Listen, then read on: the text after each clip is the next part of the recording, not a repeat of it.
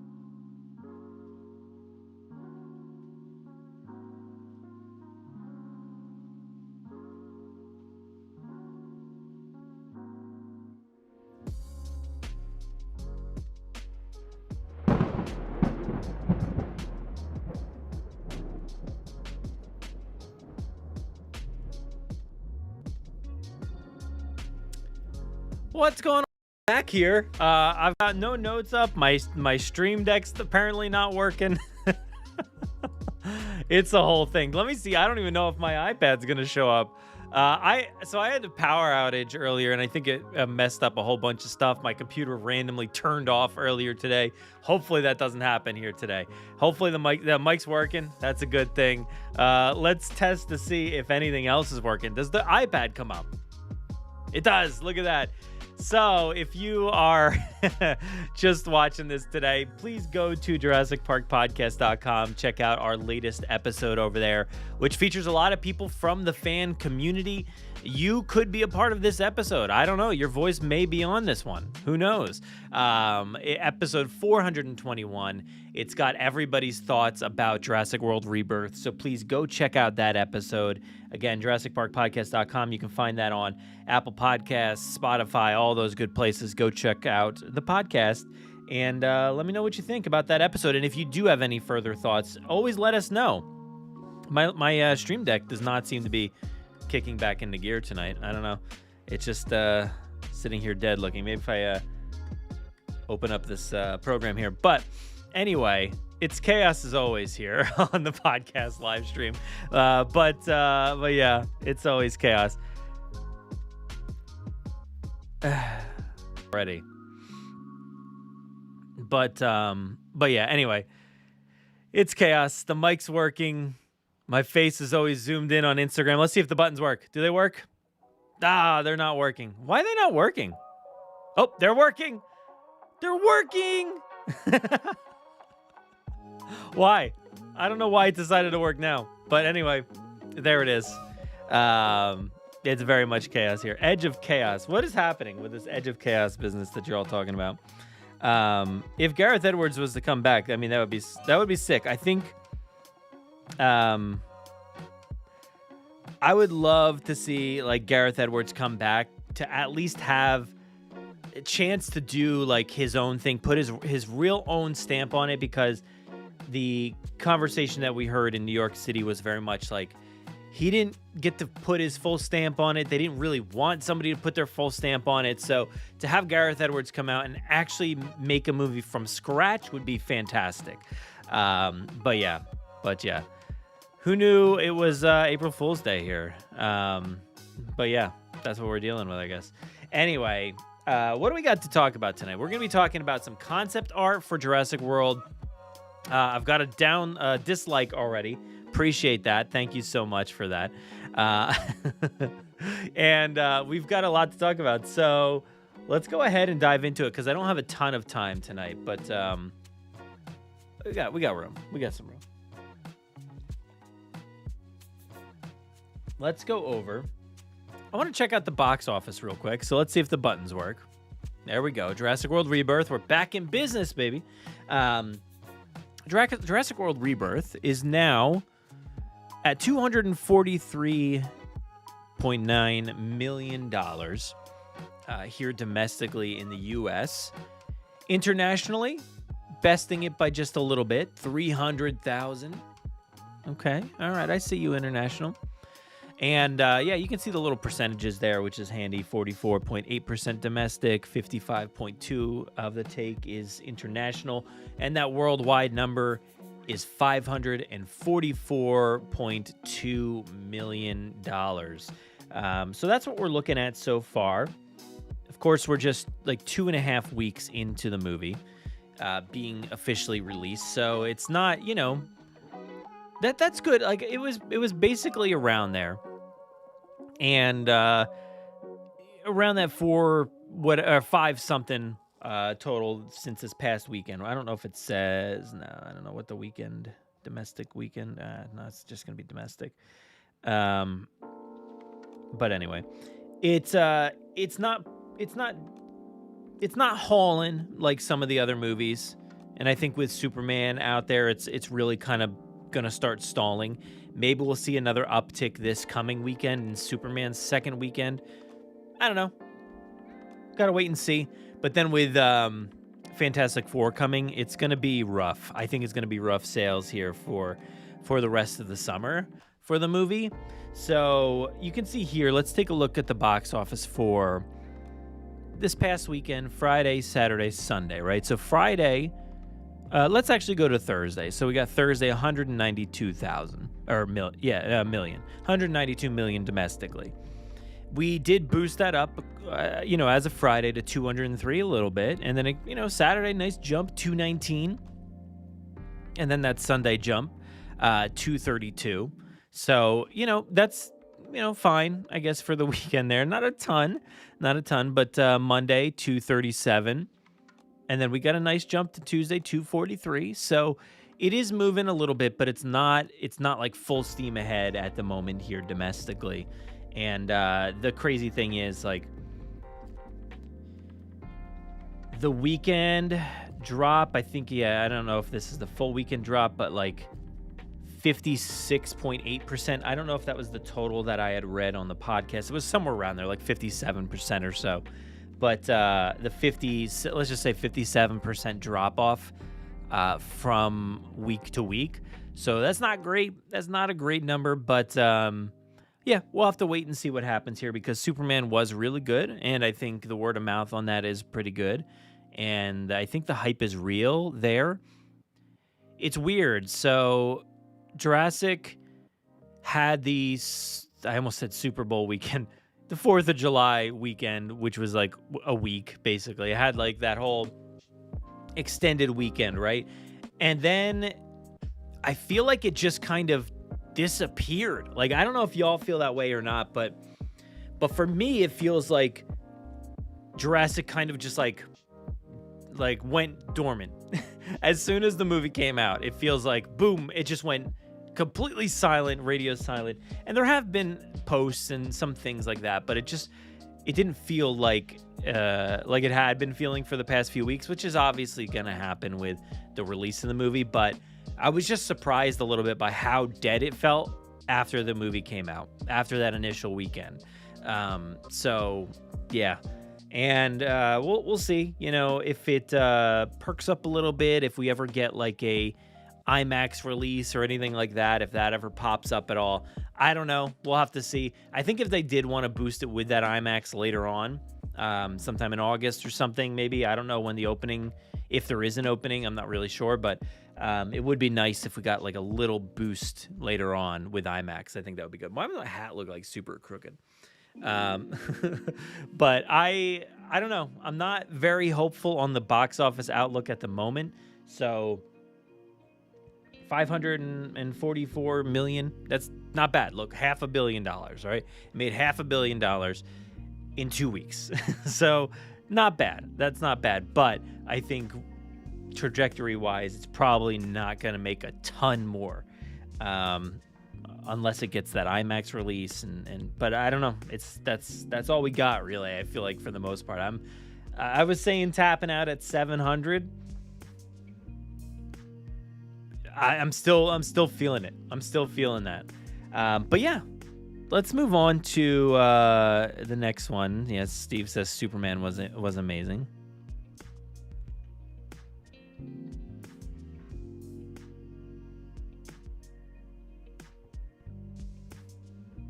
But yeah, let's talk about the next thing here. We're still kicking on Jurassic World Rebirth. Since we're talking about how great the box office is doing, let's skip all that and go straight to the DVD. Jurassic World Rebirth 4K Steelbook is officially up for pre-order.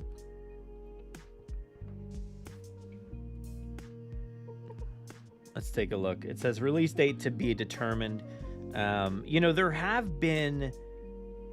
has been some conversation, I feel like, about, look at that 7-movie collection. Look at that. But there has been some speculation about like August 5th, I think, for like digital. So I don't know if that's going to be still the case. So keep your eyes peeled. I forget where I saw that, but I didn't look too deep into it. But if it's an August 5th digital, we could still be out a little ways from this. So I don't know, September, October, something like that, if that's what we're going to be looking at. But let's see what we got here on Amazon. So there we go. I mean, that's a pretty nice looking steelbook. I really dig that. I think that looks awesome.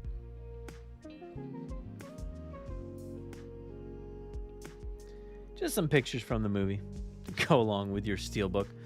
But currently 4K, $37.96.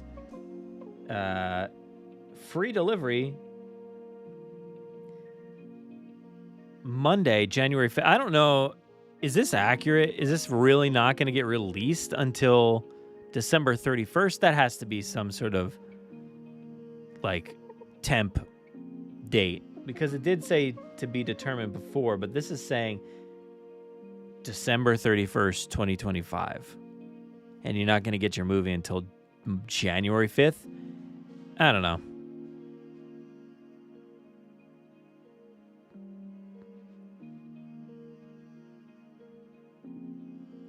We'll see. I think it's probably going to hit earlier than that, but that seems real far to go from December to like miss out completely on the Christmas date. I don't think that's going to happen, but we'll see. That's the Blu-ray or whatever you want to call it there. The steel book anyway. Where was it? It was right here.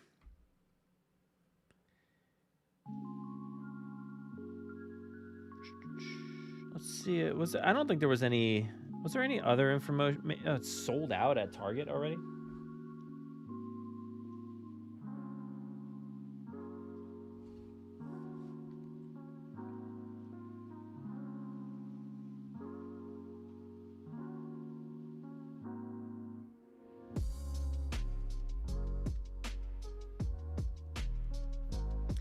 Yeah, no other information there.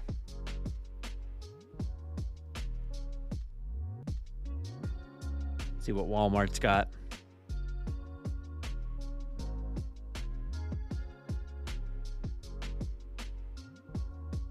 Oh, this one will arrive by Wednesday, July 1st, 2026. So, yeah, I don't think these dates are real or legit by any means. But the seven movie collection, man, that's wild. But there you go. Just wanted to give you a heads up on that. The Steelbook is available for pre-order. Plus, that 7 movie collection. But yeah, I think it's way before Christmas. Personally, I think it's going to be like September, October. I think it'll be around that time.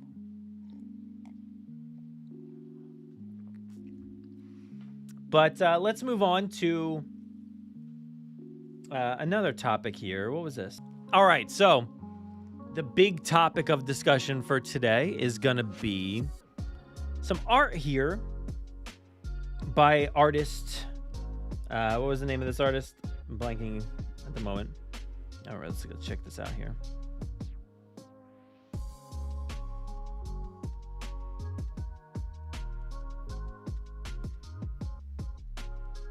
Oh, there it is. Richard Anderson.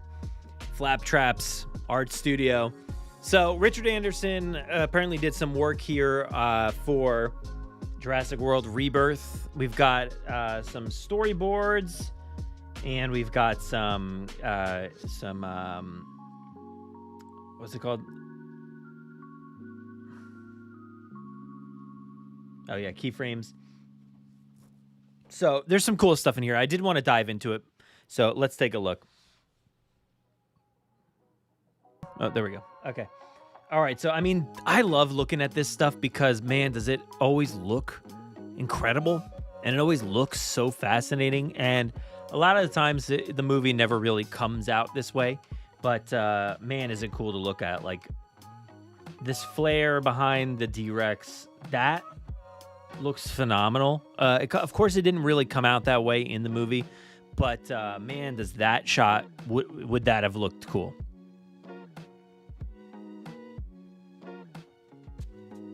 Assuming that's a D-Rex here, but it's very different looking Rex. That kind of D. Different. But, you know, the details here, which, you know, Steve's saying the details you can pick out are so cool here. But you always have to look at these with, like, a kind of like a grain of salt. Like, it's not... What you're seeing is not necessarily what you would have gotten, what would have even been in the movie by any means. So you never really know. They do a lot of conceptual stuff, and some stuff works, some stuff doesn't. Obviously, like a shot like this also was not in the movie. There was a version of this kind of, but not like this at all. This shot, not at all anywhere near the movie at all. Could it have been cool? Maybe. But I do like this idea, whatever this is. Is it supposed to be a Rex, I'm guessing? But yeah, that looks cool. This one here, giving us the Mutodon, kind of, I guess. Who knows? It's not really a Mutodon, but it's a theropod of some kind. It doesn't even look like a raptor. I have no idea. Pyroraptor or anything. It's very chunky, whatever this is. But I love the vibes. And, yeah, it's a much different looking convenience store, but that's pretty cool. Just giving you the general gist of what we got. Of course, we got these tunnels. I kind of would have liked the tunnels to look more like this. You know, I think about this scene in particular, like these two scenes here. And there's a lot of newness going on, as if people just abandoned the place, kind of in a way, where, you know, the convenience store looks like still fully stocked properly and like not moldy or it's wet, of course, on the ground, but like that could happen overnight anywhere. But like it's just really no signs of like deterioration all that much. And then even the underground tunnels are like pretty pristine, like concrete, and just like kind of looking nice and chill. Like you could spend some time down there and be fine. But this doesn't give that vibe, so I like this look. I wish it was a little bit more drippy and kind of you could hear that like that noise just of water dropping all over the place. That would have been awesome. That's a cool shot. I like that. The flamingo looking things or whatever they are. I can't tell. Nice. Ooh, and this is you know, fairly similar to stuff we did actually get in the movie here. With the boat there, you get the Spinos on the sides. I can't get rid of this thing here, but yeah. Oh, there it is. But yeah, that's a good shot. I like that. So those are the keyframes. Detail is nice. I mean, I like whatever the detail is on this dinosaur here with like the frill, or not frills, but the quills. That's pretty cool.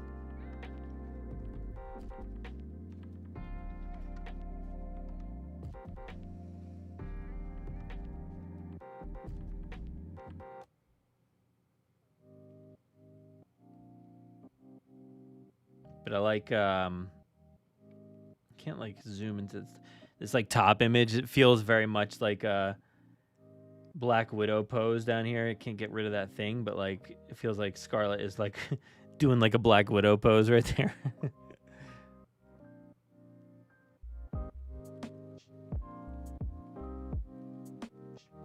Yeah, I dig that. That's pretty cool looking. Anyway, let's go on to the next set, which is also pretty cool. Let's go back. How do we get back? One more, maybe? All right, so these are the storyboards. The opening.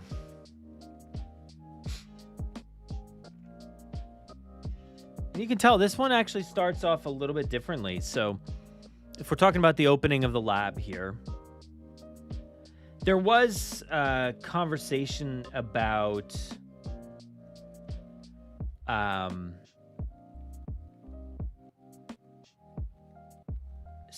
forget where it was. It was from Gareth or something like that, but the conversation surrounding like the opening of the movie was going to be a little bit different. It was going to have like some sort of mining equipment stuff that would be tearing down trees and ripping out these trees. And then there's literally like right here, there's like indigenous people that are like living on this island. You can see them there and you can see there.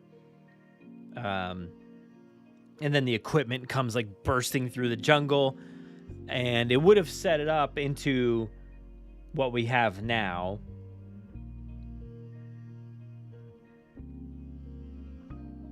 Which would have been cool. I wonder if it would have been like, yeah, I guess it would have. That would have been interesting. So it would have literally been the same opening except for just this intro. When they described it in wherever that was, if that was in that interview that I went to or not, but the way it was described, like I kind of was wondering if it was like a time jump kind of thing, as if we're seeing them develop the island and then we get to them like at an operating lab. But the way this is kind of laid out here in these storyboards is the fact that like it's probably just island expansion at this point. It's not necessarily like a time jump, like this is the start, this is day one. It just seems like island expansion at some point. Like, I don't know, who knows what kind of facilities they would have continued building. But yeah, interesting that there could have potentially been a civilization living there even while this is happening, this stuff. But I think this storyline here makes more sense Jurassic Park era. Like, this would have made so much sense Jurassic Park timeline. Like, it's in the 80s, late 80s or something like that, or whatever, mid 80s, and then you get this, like, tearing down of the jungle, and then, you know, because you can see it's connected because of the helicopter, right? So the helicopter, this happens, the person's standing there, here's the ruckus in the forest, and then boom, this thing bursts through the jungle. And then over top of that machinery, right there, you can see the machinery still in this third image. You get the helicopter flying over, and the land's all cleared out here, so they are clearing the land. And then the helicopter is going that way, up that way, right? And then you can see it fly in over top of the facility. So I think that's really cool, and just shows how, like, again, how like destructive and kind of arrogant InGen is and was this whole time. As a, you know, and at the moment, I'm very glad they didn't go this route, because if they had gone this route with the movie that we did get, it really wouldn't have made any sense. I feel like it would have been a little bit too disconnected from the world era, but I'm glad they kind of dropped this, even though it looks pretty cool. I don't think it would have made as much sense for the world era, but yeah, here you can see, you know, it looks like they are doing mining or building of some kind there, so there is some stuff going on. They do land, and it's very difficult to tell. It's not as if this is like exactly what things would have looked like, again, because there's smudges. This is just how art is made, right? But it's pretty wild how it, like, even just these like random smudges and, you know, whatever, these lines and stuff, patterns, they do give you a sense of like what's going on here. And I appreciate that. It looks really cool. And then here we go. We get to see the same kind of lab aesthetic and everything going in. Let's go back to this one here because I skipped over it. As the helicopter's going in, you do get an interesting detail that a lot of people are kind of queuing into here. And while this equipment is kind of, trouncing through the jungle, you look slowly, or you zoom in here and you look on top, and you see that, and you see Biosyn. Makes you wonder. It does make you wonder, was that a detail that, was that a detail that was added in by the artist? Was that a detail that was passed along? Because I can see kind of both situations here. I can see a world where the artist was just like, you know what? That'd be cool if I tied it in. If I tied it into, what was going on in the previous movies or anything. I think, man, this would have worked so well. I'm just like, I don't know if I'm ever going to like fully be okay with this movie. I'm really coming to grasp with that now because like, I don't know if I'm going to be okay with it because I feel like there's such a better product right there, like literally right there, this close. I don't know. I really enjoyed the last three movies, but I think, obviously a lot of people didn't, and that's fine. That's fine. I think they were like cohesive and, told an ongoing story. This one feels like it was trying to do some stuff, but it really didn't commit and it wasn't quite there. And then it kind of got confused. And it was right there. Like if this was a JP3 sequel or even something set within the early timeline of all of this stuff, like in the 90s, like in the late 90s, this could have been awesome. Imagine we see Biosyn somehow maybe got a hold of the DNA, that was missing. They went in there, maybe they recovered the canister, maybe they got the DNA themselves in a very similar type mission that we actually get in Rebirth. Maybe something like that happened. And boy, I just got real mad again because now I realize that can't ever happen because we just got that movie. So that won't happen, that storyline. But that could have been cool. And the idea that let's jump from this logo here, this Biosyn logo. And we'll imagine that the entire movie we just witnessed was a Biosyn lab. That makes a lot more sense for the creations to look the way they do, right? That feels like, it makes a lot of sense for I don't know, the cats still had the fossil remains that looked identical, but forget about the fossil remains for a second and just say, man, the cats look so different. That makes sense. The titanosaurs don't look like anything we've ever seen before from Jurassic. Like all this stuff makes a lot more sense if it's a Biosyn created thing. If that's not the case and it was still early days at Jurassic Park, I think that would have made sense too. But this makes great sense right here. If this was an early days Biosyn lab, man, that would have been really, really cool. It doesn't seem like that was the case. I don't know.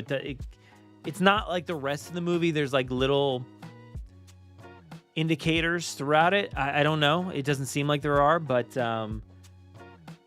this could be the only indication that it could have been Biosyn related. But I still don't know that I fully buy that this is legit. Let me because I feel like, oh yeah, I have the logo right there. I've got it on a box. Bear with me for a second. I'll go get it.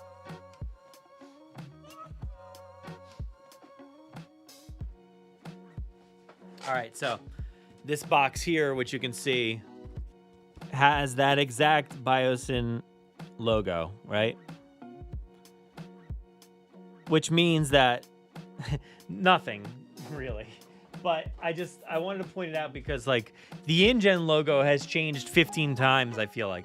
But if this was early Biosyn, the logo would have been identical. If this is late Biosyn, then I don't really get it. If it's like 2025 Biosyn, that wouldn't have made any sense for me. So just seeing the word Biosyn right there really confuses me a bit. I don't know. If it was Jurassic World era, like it's still 2010, 8, somewhere in that range, I could have seen that making sense, but then Dominion really wouldn't have made any sense, right? Like nothing about Dominion would have made any sense. So I'm glad they didn't go down that route because it would have negated everything. Like, why would anybody have trusted Biosyn with, capturing these dinosaurs if they were making a park of their own and failed at these experiments? Like, that would have been even more messy. But, it also just could have been the artist saying, I'm going to just throw this on there. Maybe it's not Biosyn, but I just wanted to put a cool logo on there. Very well could have been. I have no idea. I'd love to know, but I don't know. Steve, you said you can see it with how smart and modern the lab was. It has got a Biosyn vibe. Yeah, I do think like let me look up. I don't know why that just happened. Where'd that go? Why did it go away? Why am I just now by myself talking to myself? Stuff's not working very well here today. Let's go back to just me, because I wanted to look up Biosyn Lab. Oops, not typing. Why would it? Let's take a look at some Biosyn Lab stuff, if I can. I don't know if it'll let me.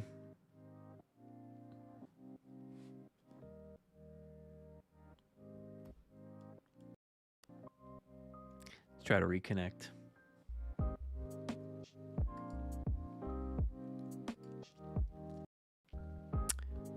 There we go. All right.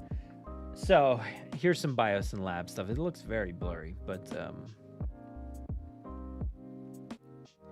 the rounded aesthetic for sure. It's got that rounded vibe, which I feel like a lot of the technology did have in the new movie.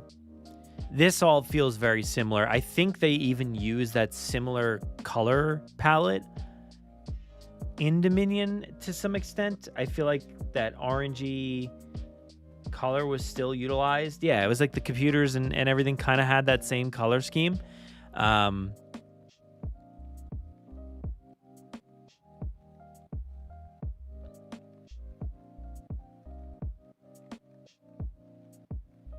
But I don't know, there's not a lot to go off of here.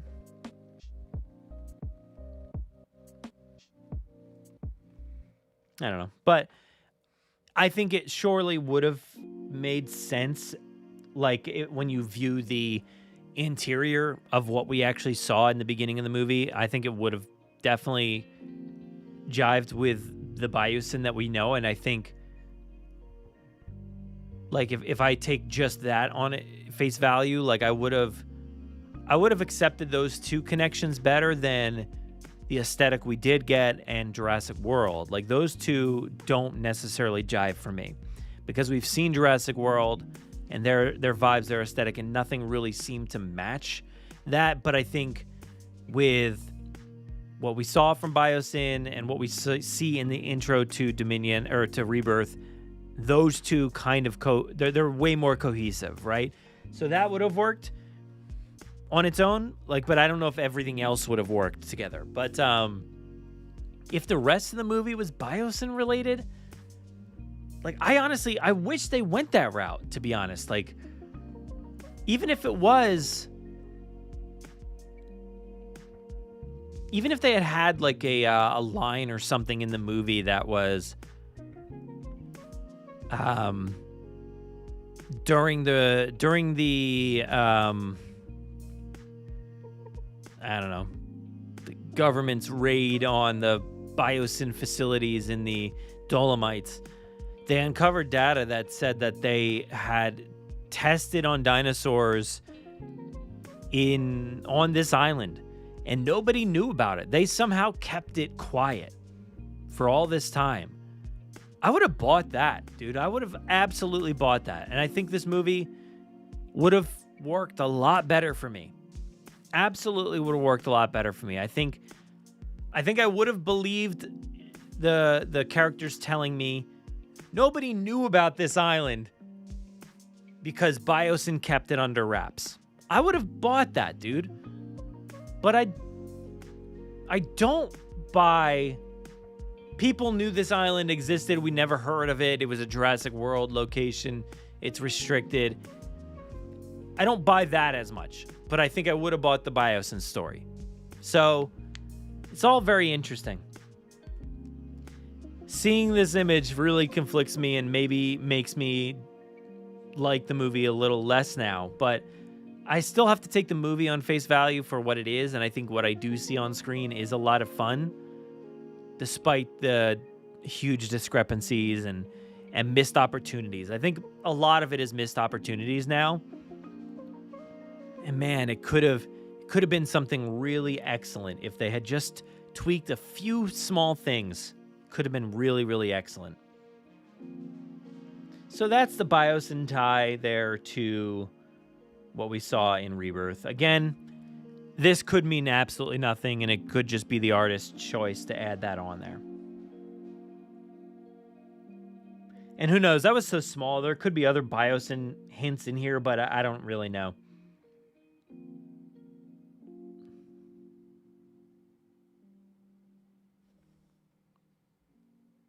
All right, so here we've got a pretty nice, like, big opening shot here of maybe what the lab could look like. I love like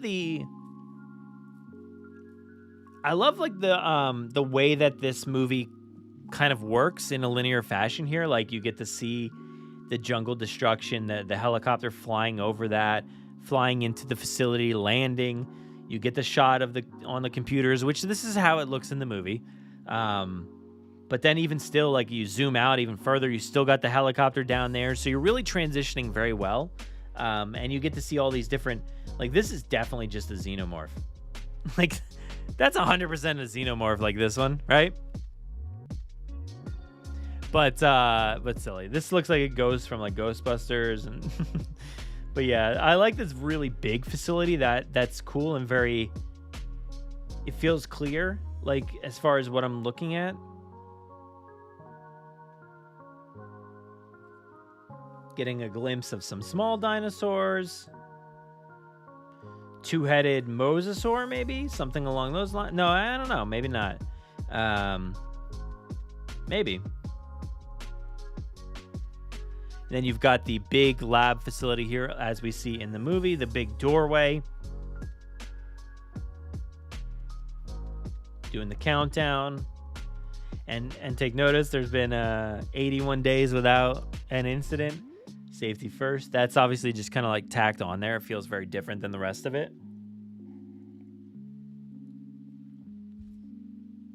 The doors opening up that way. They're turning the things. That's pretty cool. Like, the great artist by, like, really visually giving you everything you need to know about this scene.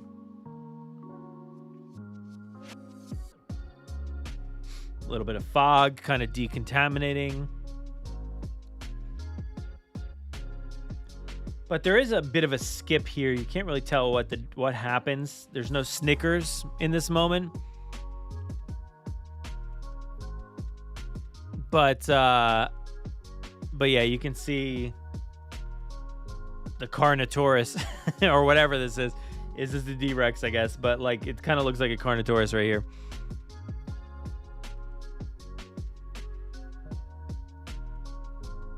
Ouch. Person just disappearing into the fog, very much like we see in the movie. And this is one of my favorite parts of Rebirth, is literally this shot and scene here when you only see like these legs and half the body kind of disappearing into the smoke, and then the screams, the horror of the music, the red coloring as it like pushes into the logo. Man, that is awesome. I love that. That is really cool. And then we're going to skip ahead. We're on the Essex now. And you get to see one of the characters kind of falling down towards Spinosaur.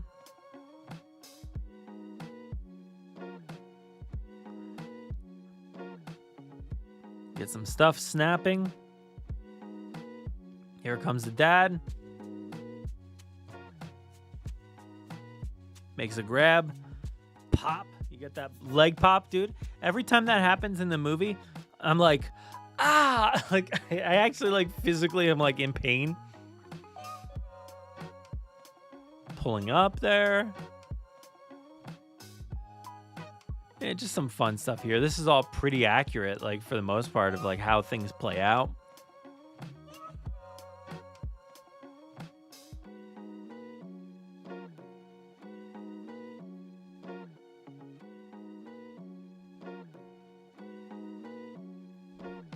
The Jeep escape sequence.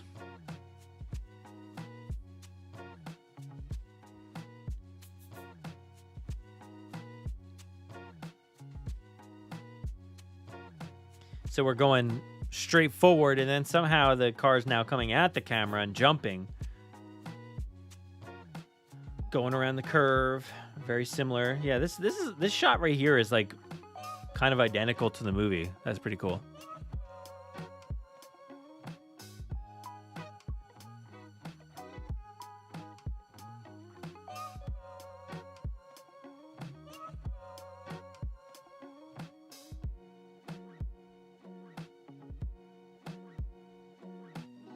Got the InGen logo down there.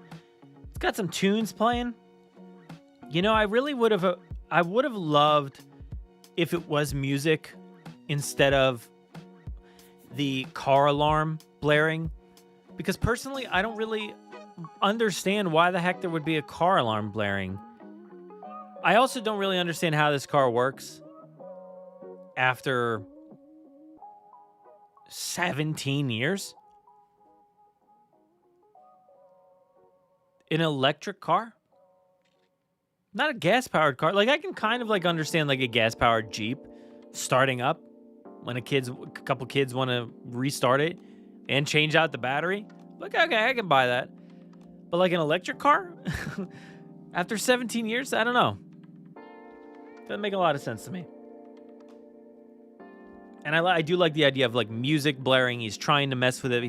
It would have been fun to hear, like, what kind of song choice we could have gotten. Because this movie, surprisingly, has a lot of, like, diegetic music in it. And I think that's pretty cool. The Yankees there, even.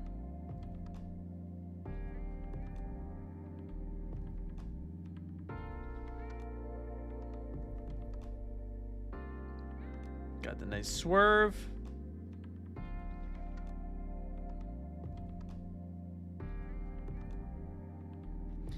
Supply dock. I can't tell which. So, yeah, he's going. Okay. And that's where that ends. Boy, I would have liked to have seen more. So there you have it. That seems to be everything there, but he worked previously with Gareth Edwards, it looks like, on The Creator. Some Destiny stuff, The Eternals.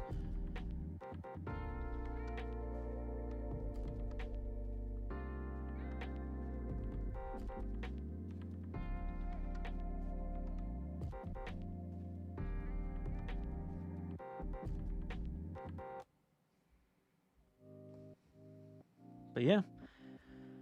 Pretty cool stuff there. There could be more. Hopefully we'll keep tuning into the site here. And, see what Richard Anderson has to offer. Hopefully up some more stuff in the future. I'd like to see more. Because I think the work is phenomenal. And I'd love to see every storyboard. Like, I'd like to peel the entire thing apart and just kind of go frame by frame. I would love that. But yeah, I think it looked cool. And again, I'm kind of torn on the whole biosyn thing. If it, if it really was biosyn or if it was more so just added by the artist. But if it was potentially a biosyn thing, man, it changes a lot, like realistically.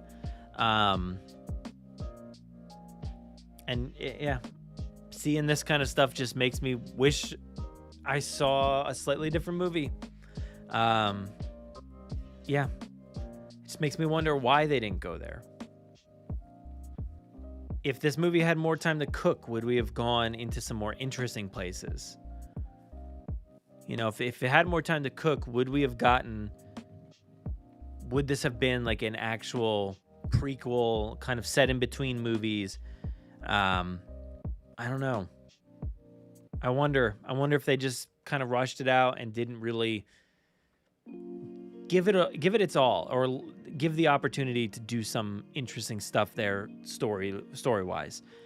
Because, man, leaving behind the Jurassic era, how they kind of positioned Dominion, leaving behind all of that would have made so much more sense when you pick up with a biosyn story, and you talk about what biosyn was maybe up to for the past however long. I think that would have been awesome.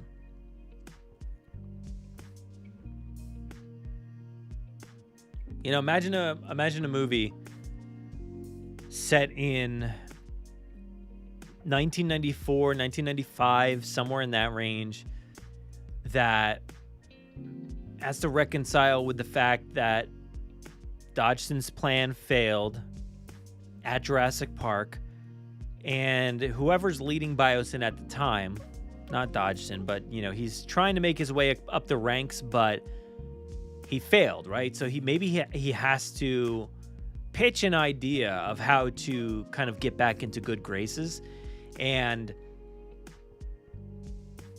he pitches this movie.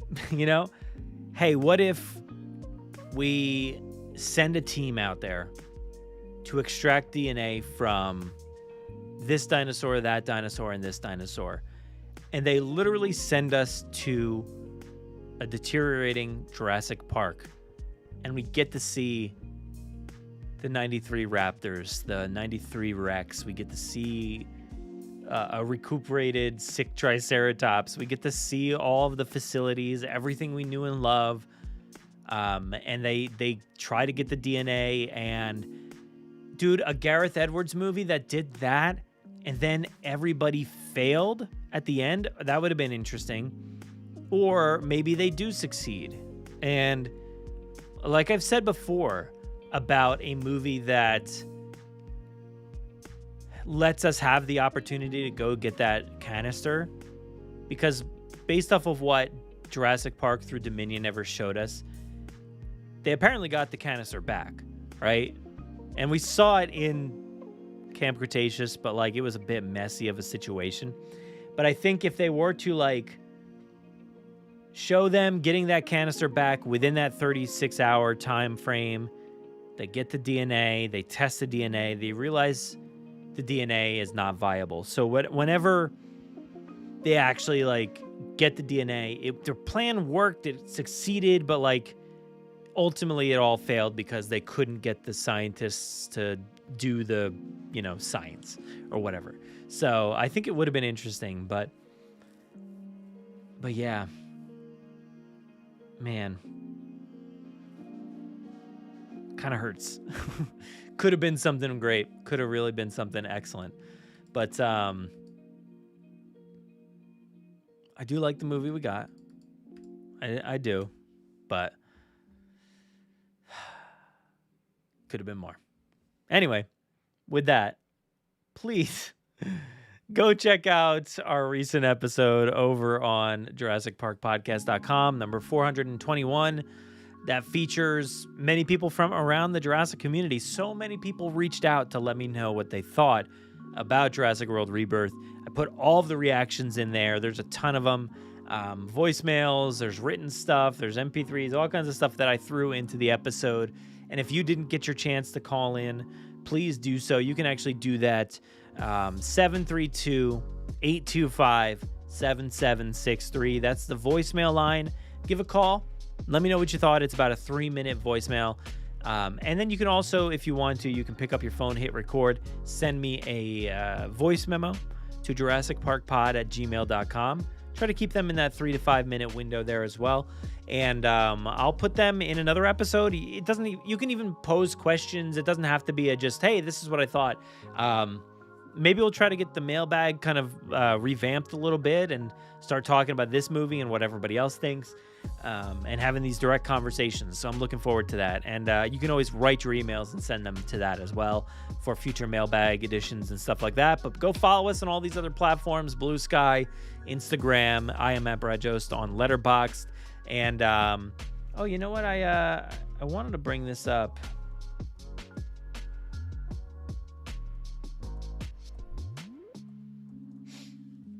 All right, so I'm going to be going to record a Forcecast in just a few minutes here, so please go over to the Forcecast Apple Podcast, wherever you listen to your podcasts, Spotify, the Forcecast Podcast here. We just did 2 recent episodes. They were kind of spaced apart a little bit, but I really like this one here, the history and future of recasting in Star Wars. It's one I kind of put some time into, coming up with all of the different recasts and different versions of characters. So go check out that episode. That was really cool. And then we didn't know what else to do for 1 week, and we didn't have a ton of time, so we just threw some stuff in the ChatGPT, and they were random, completely random questions. So there was that one. And then Grim Grinning Hosts put out a new episode today. Things we love about Epic Universe. We finally sat down to actually talk about Epic Universe. It's been a month since our last episode, but go check out both of those. There were really good stuff in there, both of those episodes. And yeah, we talked about things we love about Epic Universe. That was a fun conversation with myself and Hunter. Please go check out that. And then I was also on another podcast. Let me see if I can bring this one up again. I forgot to, let's see. Bring it up on Apple.